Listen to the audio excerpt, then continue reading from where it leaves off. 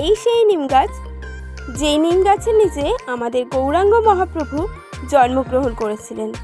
আর সেই কারণেই আমাদের মহাপ্রভুর আরেক নাম কিন্তু হয়েছিল Nimai.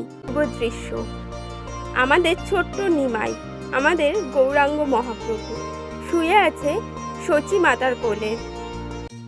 Hello guys, welcome back to my channel Susmita Dhar blog. তো আজকে আমাদের লোকেশন নবদ্বীপে মহাপ্রভুর জন্মস্থান দর্শন। মায়াপুর থেকে লঞ্চ ঘাটে করে পৌঁছে গেলাম নবদ্বীপে। সেখান থেকে 10 টাকা টোটো ভাড়া দিয়ে চলে এসেছে আজকের লোকেশন মহাপ্রভুর জন্মস্থানে। মহাপ্রভুর জন্মস্থানে গেটের দুপাশে দুটো সুন্দর বজরংবলীর মূর্তি রয়েছে।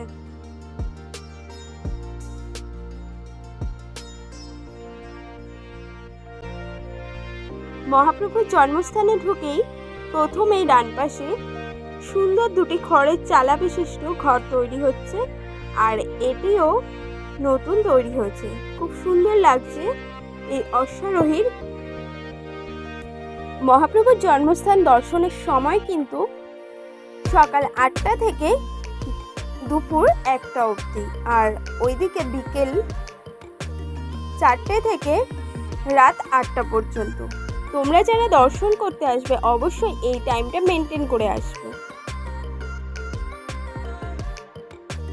মন্দিরে প্রবেশ করেই সুন্দর একটি বিগ্রহ দর্শন করলাম।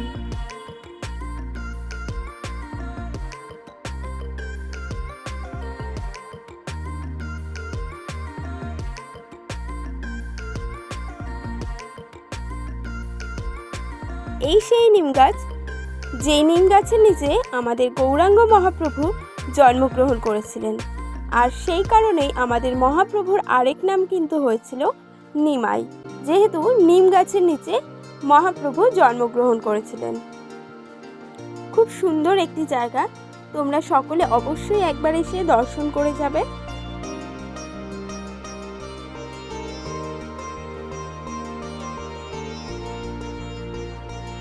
এই সেই অপূর্ব দৃশ্য, আমাদের ছোট্ট নিমাই, আমাদের গৌরাঙ্গ মহাপ্রভু শুয়ে আছে সচী মাতার কোলে। এই অপূর্ব দৃশ্যটি দর্শন করার জন্য অবশ্যই ভক্তরা একবার হলেও মহাপ্রভুর জন্মস্থানে দর্শন করে যাবেন।